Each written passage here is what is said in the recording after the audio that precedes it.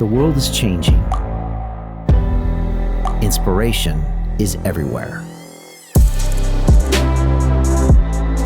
It has never been so easy to connect, share, and bring people together. We're learning from others and finding the best in ourselves.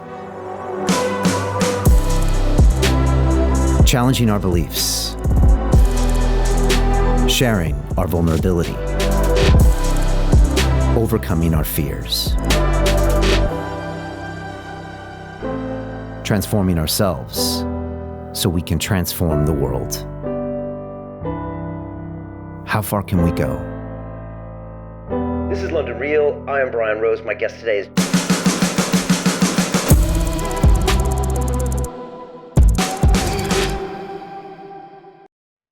This is London Real. I am Brian Rose. My guest today is Dr. Sherri Tenpenny, the American osteopathic medical doctor, researcher, and author. You have invested 20 years and over 40,000 hours researching, documenting, and exposing the complex issues of vaccine development, testing, and distribution. As an internationally renowned speaker and author, your articles have been translated into over 12 languages. You have worked as an emergency medicine physician and were director of a level 2 trauma center for over a decade. You now run your own medical center, providing a holistic, natural approach to health, which has attracted patients from 50 states and 17 countries. Sherri, welcome to London Real. Thank you so much, Brian. Thank you so much for having me. It's a great honor. Great to have you here. First, before we get started, I want to announce that we are streaming on our brand new Digital Freedom platform, which is a censorship-free, independent broadcasting system that is of the people, by the people, for the people, and available exclusively through our website at londonreal.tv. Can everyone watching this now please share this with the link on the sidebar to all of your social media channels? Again, let me repeat that. Please just share this right now to all of your social media channels. I always say simply ask your friends and family to just watch the first 15 minutes and then they can decide. Dr. Tenpenny, I pledge to you and everyone watching this that none of this conversation will be edited, censored, removed, or banned, and that the entire conversation can be watched, the full version at least, free at londonreal.tv/Tenpenny. Thanks to the generous donations of over $1 million from over 27,000 people around the world that I call the London Real Army. For anyone wanting to become a founding member of the Digital Freedom platform, they can visit londonreal.tv/freedom to donate and fight with us on the front lines to protect our human rights. Here at London Real, we've been a platform for free speech since 2011. And Dr. Tenpenny, I'm super excited to have you here today. You know, I didn't know where to start, but I thought I would start here. It feels like we're in a bit of an information war. I've had people that you know on the show, Dr. Buttar, Dr. Kaufman, Dr. Mikovits, and their content's being censored, being banned on major platforms.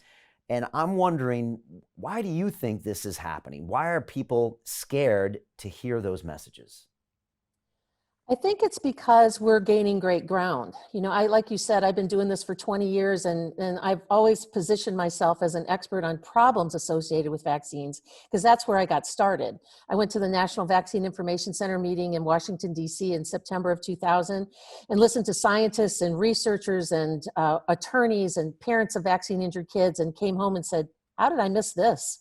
You know, I wasn't vaccinated as a child. I grew up in a chiropractic family. I grew up on chiropractic and vitamins, and none of my cousins or anybody had been vaccinated. And even when I was in the ER, I never really pushed vaccines except the tetanus shot, which I gave out like it was some special kind of candy or something. And now I think that we've been trying to educate people for a long time. And I've been at it 20 years. I think I've been at it longer than almost anybody out there. There's a few that were my mentors that were around. But in terms of being a physician and staying the course on problems with vaccines for the last 2 decades, I think my message is starting to get out. And we operate from the principle on all of our electronic platforms where we give educational courses. They're all based off of the parable of the sower in the Bible. And for those that may not know, it's about the parable, the farmer sows seeds, and some fall in rocky soil, some get scorched, some get eaten by the birds, and 1 in 4, so 25% falls onto good soil and then starts to grow and bear fruit. Well, you never know which seed, so which little factoid that you say is going to make the most difference. You really never know where the good soil is. And even when the seed gets in the good soil, you don't know how long it may take to sprout. Because somebody may hear a message that I talk about and really take it in and do good things with it. but they may not become real for them for 5 years until they have their first child. So I've just been sowing seeds for a long time, and a lot of people were starting to grow up and bear fruit and have messages and books and write things on Facebook, and there were more and more people that were actually examining vaccination and looking at the vaccines and going, whoa, wait a minute, I don't want that injected into my child. And it's been published multiple times that if you're trying to really change a paradigm, it only takes about 10 or 11% of a given population to embrace a new paradigm before the 100th monkey shows up and the whole thing flips. And I think we were getting to that point. I think that we were gaining traction. There were more and more parents that were questioning vaccines. In fact, the CDC has given them a label. They've called them vaccine hesitant parents, and they actually have conferences to try to figure out how to convince these people that they're crazy for not vaccinating their kids. And I think that we were just getting to the point where people were looking at the science, because I've personally got a collection of more than 12,000 articles only from peer-reviewed literature showing problems with vaccines. And so if there's a lot, people are starting to look at that. And I think that we were really getting traction, and people were changing their minds and not wanting to vaccinate. And I've long said that the vaccine industry is the economic loss leader of the entire pharmaceutical industry. It's like, if you have a business and you have a forefront, you have a storefront, and there's a big sign in the window that says, come on in and get your free t-shirt. You come in and get your free t-shirt, and while you're in there, they'll try to sell you $1,000 Armani suit. And so, you can go to the public health department and get a flu shot. They come to your place of business. They're always telling you have to vaccinate, have to vaccinate, have to vaccinate. And when these kids, adolescents and adults have injuries, then they become customers for life of the pharmaceutical industry, as the pharmaceutical industry has to give them drugs to manage the symptoms that they get, or the disease conditions that they get from vaccines. So I think we were starting to really make traction and make a difference in their business model, that we were going to economically upend things if people started to revolt and refuse vaccines. And so they have to smash down the message. And they're at the point now where we've made so much inroads in terms of science, in terms of activism, in terms of politics and politicians, that in my opinion, the only thing that they really have left is character assassination, mudslinging, and name calling to try and to shut us down on social media platforms so that we can no longer get our message out. And I think it's because we were starting to get traction. I think that parents were listening, and I think that they were afraid that we were going to, at the end of the day, upset their business model. One of the things that I struggle with is that, I'm a scientist by nature, okay? I was the science fair kid. When I was in elementary school, I was an introvert. I got into computer programming. I went to MIT, and I fell in love with the scientific method. So when I hear about a vaccine, in a biological sense, the fact that it works makes sense to me. So then I think, okay, it must be a good thing. And I never, until I started speaking with Robert Kennedy last week, I never really started peeling back the layers of the vaccine industry, which is, it seems to me, different than the pure science of a vaccine. And so my problem is my thinking was wrapped up in something that, yeah, it should probably work biologically, but the reality is a whole different world. Does that make sense, that I would think that way? And do a lot of people think that way too? Yes, a lot of people think that way because we've got a multi-generational 200-year propagation of false information. Because they say safe and effective over and over and over again doesn't make it true. And so, but people, that's what people hear. They believe that vaccines have been fully tested for safety, which they haven't. They've never been tested against a true placebo. Now, even since 2016, the World Health Organization says if you want to bring a new vaccine to market, it's unethical to have a true placebo in your control arm. You have to use a similar vaccine that they have already decided is safe. And then what you're actually doing is you're comparing the side effects of a new vaccine to the side effects of an existing vaccine. And if they're the same, well, they're safe enough. And so I think that people have a lot of misunderstanding about safety. They have a great misunderstanding about the word efficacy, because we as consumers, and I think even most physicians, when you hear the word effective, you think that means it works. It protects you from getting sick. But that's really not the definition of effective, and that's not how it works. Effective, by definition, if you look it up in the Webster Dictionary, what effective says, it says it does what it's intended to do. So when you inject a vaccine, what it's intended to do is to create an antibody response. So if it does, then scientifically and accurately, they can say that the vaccine is effective. But therein lies the rub, because if you developed an antibody, is that antibody going to keep you from getting sick? Does it provide protection?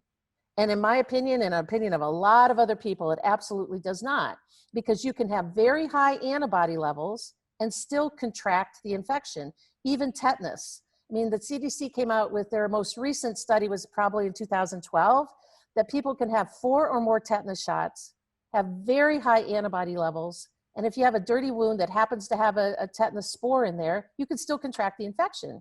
And that was probably the place, Brian, where it really got me. I really understood at that point what a fallacy it is about having an antibody level, an antibody, and particularly a falsely induced antibody level from a vaccine, which the antibodies that are created after you've had the real infection are different. They're a different type of antibody, and they have interacted with both parts of the immune system. And so I think that you're right. I think a lot of people have this misunderstanding about safety and efficacy and what it really means to work. And I also think that most people, including most physicians, because I thought this for a really long time until I started digging into this 20 years ago, that the only thing that's in a vaccine is a little attenuated or weakened virus and some sterile water, or a little clip off of the side of a bacteria and some sterile water. Nobody gives any thought to what else is coming through that needle. And so, I mean, it was really surprising to me when I first started looking at it. And I think that's where a lot of people jump off, is when they start seeing all the different ingredients in vaccines. They're like, wow, I had no idea that that was what was coming through the needle. So even the scientific part, like you were talking about, you thought that it should work from its inception. It's not been created properly. And I think people are maybe a little deceived about that. Why is there so much mercury and all these other strange chemicals in those vaccines? It's because of the way that they're made. Now, mercury, most of the mercury's gone out of most of the vaccines. There's trace amounts in the vaccines with the exception of the flu shot. The multi-dose flu shot, you still get 25 micrograms of mercury because of this false bad science. It's not even accurate, that they originally started using mercury in vaccines back in the 1930s. And they thought that that was supposed to be some sort of an astringent, some sort of a preservative, which it's not. And there have been lots of studies since the 1930s that have shown that vaccines that have high amounts of mercury in them and they actually contaminate them with outside bacteria or outside viruses, it does nothing to kill off the contaminant. So it's not a good preservative or an astringent at all. So in 2004, when they had all the hearings with Representative Dan Burton in Washington, D.C., and the Congress decided, and they did the math, somebody actually finally did the math and saw how much mercury kids were getting on a vaccination day. And then some of those kids were getting anywhere between 80 and 180 micrograms of mercury injected. And we know that mercury is one of the most toxic elements on the entire planet. We know from Bobby Kennedy's work, all the things that he's done about removing mercury emissions from factories and from fish and rivers and all this other stuff, that somehow it seems to be that the only place that mercury seems to be safe and okay is when it's in a vaccine or it's in a filling in your mouth. And so when Congress finally said, you got to get rid of the mercury, you got to take that out, at least eliminate that element, they didn't issue a product recall. They didn't say, take all those vaccines that are out there that have all the mercury in them and throw them in the trash and start over. They let them go away by attrition. So over the course of another year or so, kids were still getting those high amounts of mercury. And as they started reformulating the vaccines and starting to take mercury out of them, they started loading up the vaccines with aluminum. And so then they went from having a toxic chemical to a toxic chemical, and they started putting more and more of the aluminum in there. And if a child today starts, at least in the American vaccination schedule, and I think the vaccines are similar around the world, the schedules are a little bit different in terms of when they're actually administered. But if a child starts at birth and gets a hepatitis B vaccine at birth and is fully vaccinated by the multiple doses of 16 different vaccines, they'll have somewhere around 72 vaccinations, depending on how you count them, by the time they are 18 years of age, and upwards of 12,000 micrograms of aluminum that's been injected that gets picked up by the macrophages, the white blood cells, the little garbage eaters, and redistributed to other parts of the body, including going across the blood-brain barrier and ending up in the brain. So those are two of the primary metals that are there. And then there's all kinds of other types of contaminants. There's polysorbate 80, there's formaldehyde, there's a chemical called beta-propiolactone that we don't talk about a lot, but that actual chemical actually is a known carcinogen. It's listed as a known carcinogen by several different company or regulatory bodies that monitor those things. There's lots of antibiotics in them, and one of the antibiotics is neomycin, and neomycin causes problems with kidneys in large doses, and small doses it causes really bad eczema. There's gelatin in the vaccines, and the gelatin frequently comes from cow hoofs, and some of the gelatin is also porcine. And we know it's been published in the medical literature that high amounts of gelatin, when it's injected, can cause all kinds of allergic reactions, including asthma and eczema and all kinds of inflammatory responses. Okay. Now, all of those things are kind of in there to kill off, supposedly to be a preservative, but they're just all in there. And I think there's something close to 200 chemicals in all of the vaccines. Not 200 chemicals in one vaccine, but you get doses of all of them. You get little doses of all of those chemicals. Okay, so they were already bad news beforehand, but now we've been hit with this coronavirus and the pandemic and the lockdown. And then for the last few weeks, all we start hearing is this word vaccine. And, you know, our channel started experiencing censorship problems when we mentioned things like 5G and coronavirus, and questioning the testing of it, and questioning, you know, if it was actually the cause of death. But when the V word came up, that's when I saw an even higher level of censorship and panic from my social media channels.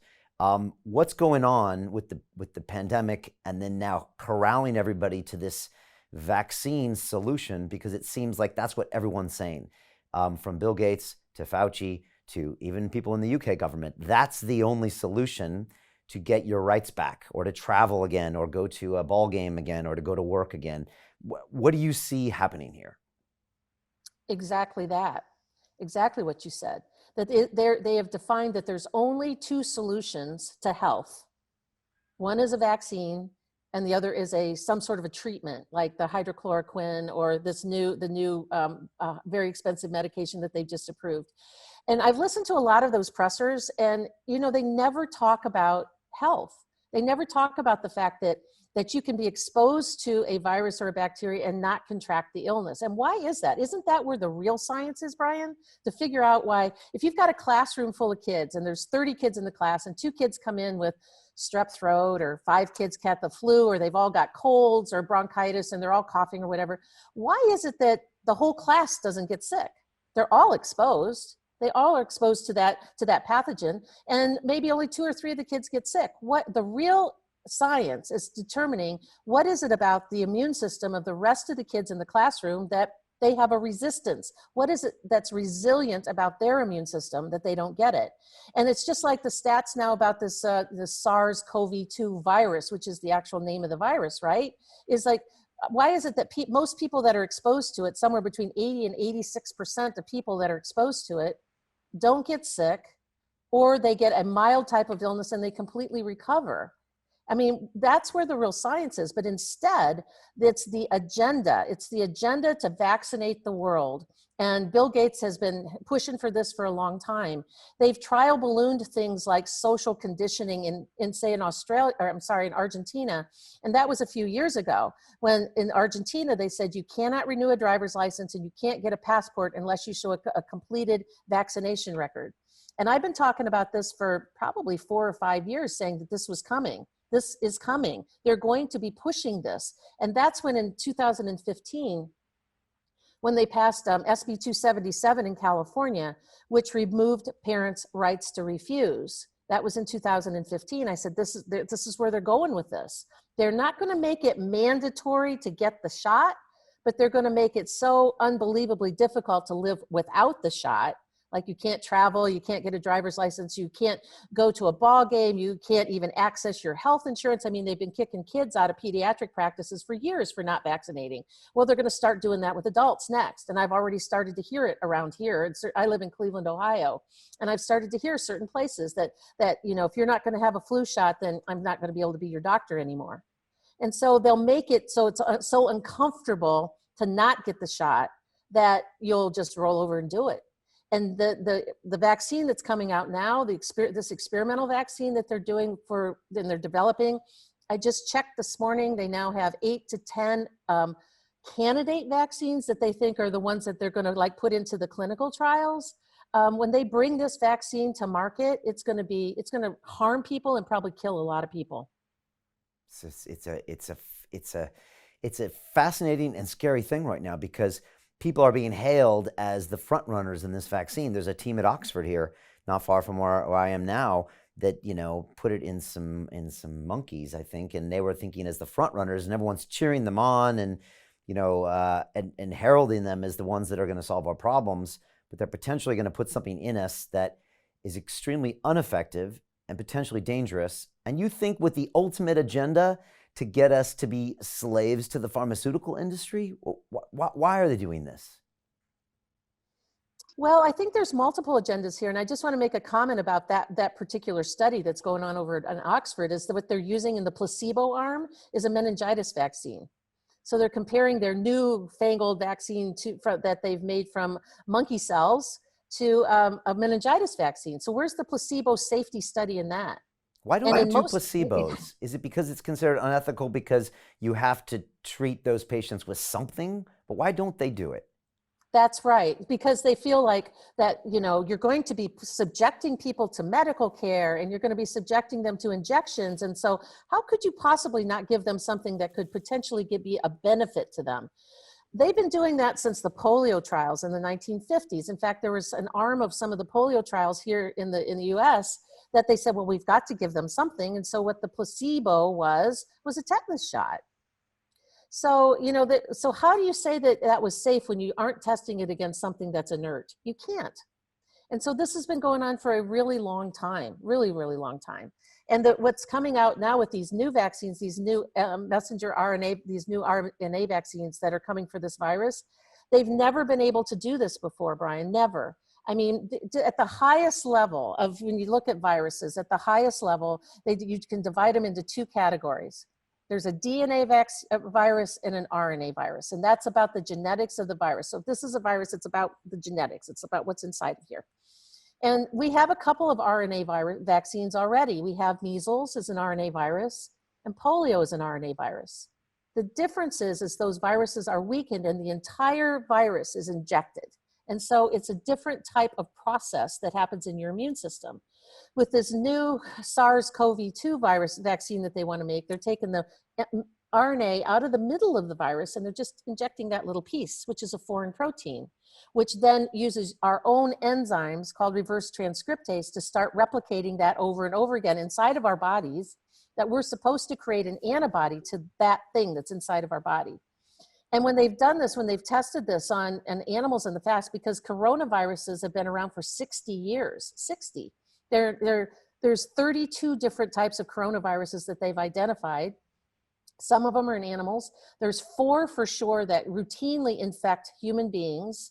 And those 4 coronaviruses cause up to 40% of influenza-like illness every year all around the globe. So there's 4 really common coronaviruses. And then there's 3 viruses that have been epidemic related. There's the SARS one in 2002. Then there was MERS that was in Saudi Arabia, I think in 2003 or 4.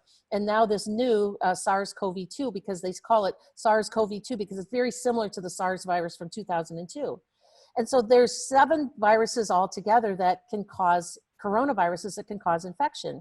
So they've been trying to develop a vaccine against coronaviruses for at least 20 years because it causes a large burden of illness. And if you're a vaccine manufacturer, that's what you want to try to prevent with, or you think you're trying to prevent with your vaccines.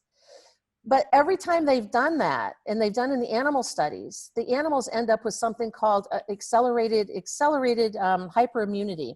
It's called through something called a paradoxical immune reaction. So you get the vaccine and it doesn't develop the right kind of antibody. It creates an antibody that starts to attack your organs. And when they sacrifice the animals and see what's happening inside of those animals, the animals have an accelerated autoimmune disease, and either and some of the animals flat out died, and some of the animals they sacrificed and found this autoimmune disease. Now, what's interesting about that scientific process is that really wasn't caused by the vaccine. The vaccine went into the animal, they had a really high antibody response. And they said, yes, that's what we're looking for, a really high antibody response. Now, let's re-expose those animals to the virus and see if that antibody keeps them from getting sick. Because isn't that protective antibody what it's supposed to do? Well, every time they re-expose them to the virus they're trying to develop an antibody against, that's when the accelerated autoimmune process happened. It wasn't the vaccine itself. It was the re-exposure to the pathogen. And that's what makes the vaccine even more dangerous. In fact, one of the more recent studies that I just read a couple nights ago was from 2012. So that's pretty recent. And the conclusion of that study said, much care and caution should be used in trying to create a coronavirus vaccine for human beings. Last sentence in the study, in the abstract of the study says, we must really be careful about this. And that's, in my opinion, why some of the minions of pro-vaccine people like Paul Offit and Paul Offit and Peter Hotez, who are like the poster children for the pro-vaccine spokespersons, they're even saying, when I first heard them saying, we got to really be cautious about this. There's some really problems with developing coronavirus vaccines. I thought that maybe they'd seen the light, that suddenly they were like going to be anti-vaccine people or something. I was like, what happened that they're saying that? Well, then I started reading the medical literature and say, well, they know the medical literature, and it says they need to exercise great caution because this is not going to work. It kills or greatly injures experimental animals. And nonetheless, it's full steam ahead. 6 to 18 months, we're going to have one of these for the world. Dr. Judy Mikovich was with us last week, and she said potentially 50 million Americans die if we proceed with vaccines. And I was like, 15? And she said 50. And I was like, wow, that's a dark prediction, and it feels extreme. I think about that's only America. Right. So you don't think she's off if we go full steam ahead with this? Not at all. And if they don't die, they're going to be seriously injured. There's some things in life that are worse than death. Having to live with chronic hepatitis, chronic inflammatory drug-induced hepatitis, having chronic seizure disorders, having debilitating autoimmune diseases. Some people are so sick, it would be merciful if they died, right? So there's some things in life that are worse than death. So I don't think that's an over-exaggeration at all. And she was mentioning that because I listened to her interview with you, and she was mentioning that as being just in America. Yeah. And we're talking about, and Bill Gates said he wants 15 billion doses of this vaccine, because every one of their protocols is you get the first shot, so you get 7.7 billion, every man, woman, and child on the entire planet he wants vaccinated. They get the first shot, which they call that sensitization. Then they give the second shot to give that high antibody response. And then these coronaviruses have been around for 60 years, and that's one of the things that we don't really know. I mean, we're trying to learn about this virus and develop things in real time, right? We're just learning about this virus and how it's affecting people and how it's spreading and what should we be doing about testing or not testing and what about treatments. And we're finding out that the virus is more of a blood infection than actually a lung infection. And we're kind of figuring it out in real time. And yet they're full steam ahead, hammer down, get this vaccine out there as fast as we can. But it's horrific. Surely Bill Gates and Fauci and even the pharmaceutical industry doesn't want that many deaths on their hands. I mean, they wouldn't want that to happen, or they have no liability. Okay, but still, they obviously don't want that to happen, right? Do they just not know any better? They can read the literature just like I can, Brian. So they're just evil, horrible people? Like, I'm just trying to understand their motivations. It's one thing, to create a society. One of the things that we kind of try not to talk about in the vaccine world over the years is the whole eugenics movement. Right. We kind of, because, we already have enough problems with being labeled as tinfoil hat, anti-science, horrible people because we don't think people should be vaccinated. We already got a whole bunch of labels stuck to us. But the truth is, Bill Gates' dad, he was one of the original founders of Planned Parenthood. He was one of the original founders of the eugenics movement here in the US. The Georgia Guidestones are real. Bill Gates has said in some of his TED Talks, we can't sustain this, we have to, the population is getting too big. We have to lower the population on the planet, and we can't expect vaccines to do it all. We have to do other things. He's been known to say that. So, those are his words. I wasn't putting words in his mouth. Those are things that he said. And so I believe that there are people who really, truly believe they're all into this whole, global warming sort of things. And it's all because of humans and cow farts and, different things that they laugh about sometimes, right? And so if we lowered the number of humans on the planet, then the planet would have a better chance to survive.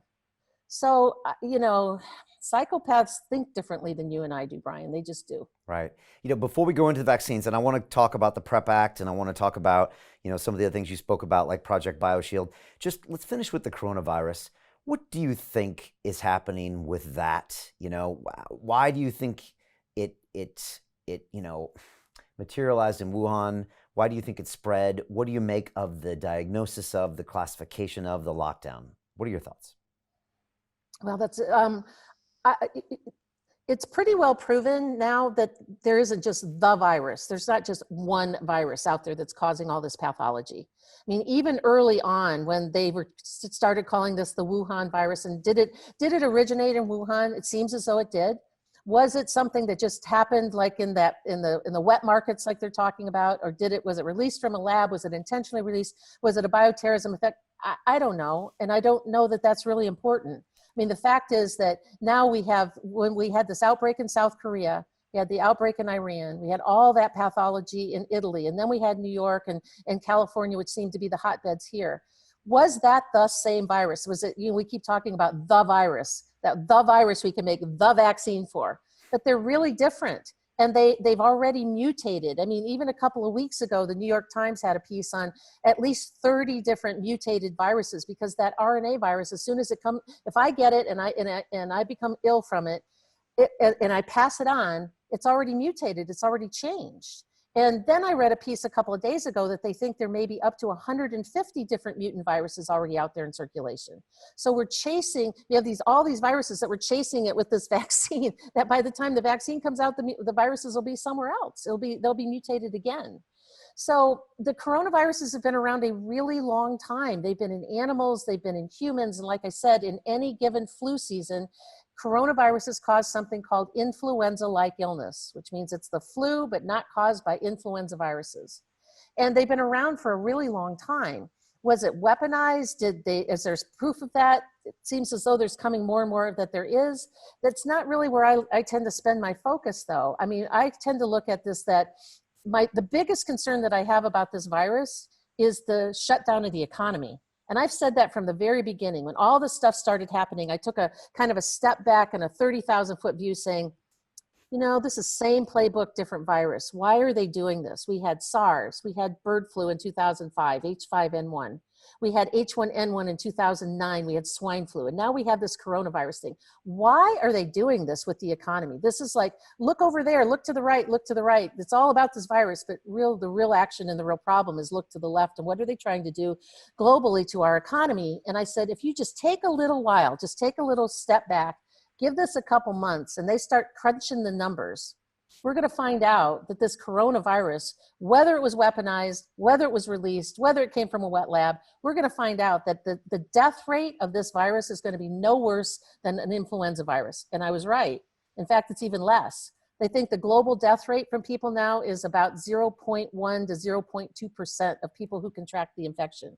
But yet we've destroyed the global economy over a big fat nothing burger virus. What are the people in Ohio saying where you're at? Like, are people getting back to work? Are they still terrified to go out?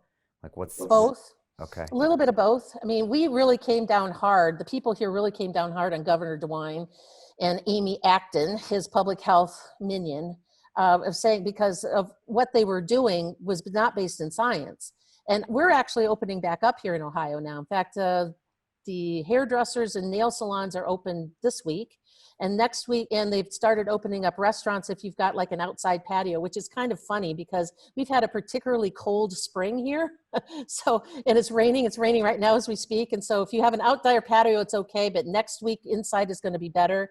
I have friends that own restaurants here, and they said they don't know how with the new rules that they've come out about contamination and distancing and putting things on the table, plastic things that show to keep you apart from the person sitting across from you. And I have a really good friend who owns a chain of restaurants, and he said, you know, the small people, they're just not going to, it's going to be cost prohibitive for them to even try to do these shielding things and this social distancing stuff, and having people wear masks, which is just nonsense. And that's been proven, unbelievably proven, about that healthy people wearing masks is completely detrimental to your health. Yeah, well, speak on that. Speak on the social distancing, the plastic sheets, the masks. I mean, as a doctor, what do you see in all of that? I think I see a destruction of humanity, of the way that we are known to be as humans. I mean, humans are social animals. I think of humans sometimes as like a big basket full of puppies. You know, they like to crawl over top of each other, and they like to play and tumble around, and they like to hug and kiss and high five and slap each other on the back, and they like to sit close to each other in scary movies, and they like to sit close to each other when they go to a bar and watch their favorite sports teams. And now we have to be 6 feet apart.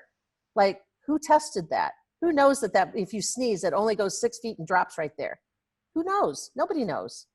And now that they've, you know, and I've got an article that I'm going to finish sometime this week that talks about all the problems with the masks. And Dr. Russell Blaylock's article that came out, you know, just a couple of days ago, I totally agree with him. And Russell's been friends of mine forever. He's a retired neurosurgeon. And we're on the same page of saying these masks decrease the amount of oxygen in your blood, increase the amount of carbon dioxide in your blood. Increasing the carbon dioxide increases acidity. When you increase acidity, if you've got any growing cancer cells, or you've got cancer cells, it feeds the cancer cells. You've got viruses and bacteria that normally live in your mouth and in your nose. And if you block them right here all day long, instead of like letting them blow out where they should, now you've got this barricade that's accumulating the viruses and bacteria in your mouth and your nose, and you take a deep breath, you're inhaling them down into your lungs. And if you have compromised lungs, if you have asthma, COPD, if you're a smoker, now you're setting yourself up for a more serious type of infection, not from the coronaviruses, but from staph or strep or Klebsiella, Pseudomonas, things that are normal flora in your mouth that don't belong into your lungs. And then you also have, you know, this whole social distancing thing with kids. I mean, how do kids and babies learn is by reading facial expressions and watching people's eyes. And I've had parents tell me that have young infants, you know, they have on a mask and they're out and about, and they come in and the infants are like, they're looking at them funny. And as soon as they take off the mask, the little infant starts to smile because they recognize that that's mom.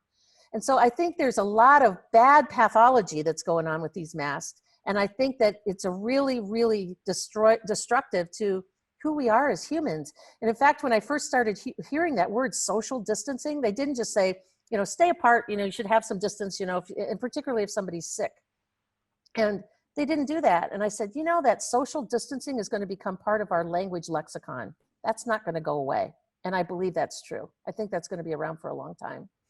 Yeah, it's dividing us so much. I just bumped into a couple on the canals here in London, and they recognized me in my shirt, London Real Army, and they just came up and said, thanks for what you're doing, and we appreciate it. Turns out he was a PhD student, funny enough, studying dystopian societies, which he said we're approaching, and she was a nurse who is now out of work because she said the hospitals are empty. And I was like, wow, I hadn't actually talked to someone in person. And they were like, they shook my hand. And they're like, yeah, actually, we both had the corona. It was kind of like a, you know, like a cold, and we're okay.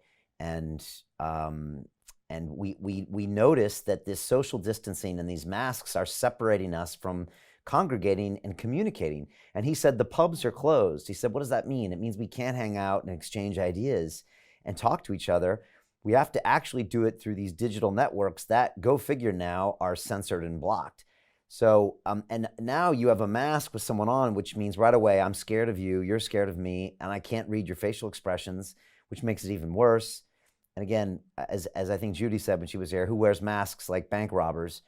And so whether that's engineered or not, and that's a whole nother discussion, it separates us and makes us more scared and weaponizes the fear. They did a survey here, which I don't trust anymore, surveys, but they've scared the British population so much, they would rather stay at home and lose their jobs than come out and risk getting the coronavirus. Yeah, and I actually put up a meme a couple days ago. It was a picture that I found on, where I buy my pictures from for my website, and it was a black mask and black gloves, and I put on the top of it, I said, and I put a little caption underneath it. I said, America is really great at tracking things. Who's tracking the robberies? No more facial recognition, no fingerprints, and we're letting all of these prisoners out of jail so they don't get coronavirus. And now they're talking about, drones tracking people and going to put people in jail if you don't follow the rules. But we're letting prisoners out of jail so they don't get coronavirus. I mean, talk about dystopian society. I think it's already here. Yeah. And I think that you're right. I mean, we're afraid of each other. I mean, if you walk in a store and you don't happen to have on a mask, because, people look at you like, what's wrong with you? Stay away from me. And the merchants of chaos have done a really good job at their job. And they're really keeping us all upside down and backwards, promoting fear. So these merchants of chaos, like people like some of the people on CNN, people in the health, in the press corps, the Bill Gates and Tony Fauci, those sort of people, in America are largely responsible for turning things upside down. And, you've got people on your side of the pond that are doing things, like Piers Morgan, who's like attacked the president, and you're doing just the opposite of that on your show, Brian. I mean, what you're doing with London Real is letting people talk. You're letting people get the real story out. And so you're just the antithesis of that. And that's why people really appreciate what you're doing, is you're bringing forth things that are being censored and people are not allowed to say and being shut down because the merchants of chaos want it to stop. Well, about 2 years ago, I had Dr. Jordan Peterson here, and I'd just seen him at the O2 Arena in front of 7,000 people have a debate on stage with Sam Harris, and there was a guy named Douglas Murray that moderated it, and people showed up for a 2-hour long-form conversation. And he came in my studio the next day, and he said, Brian, we're now realizing that people aren't as dumb as we thought they were. He said, people can really appreciate a long-form, nuanced conversation. And here's the shocker, they can actually make up their own minds. And I believe that's true. I think that's true for the last 9 years. So all I've been trying to do, Sherri, is put out these long-form conversations, let people talk, and then let the people decide. Use your gut. And I say this, and everyone that's been on here says this pretty much. Don't believe me. Listen to everyone and make your own decision based on how you feel. Sometimes you have to use that sixth sense as a human. The logic wars are there, the emotion wars are there, but what's in your heart? And we're just trying to put the info out there, whereas everyone else seems to have an agenda for the info. Make a decision now, make it quick. They're taking fear, they're weaponizing that, like you said, and it's kind of running the Stalinist playbook. They get you scared.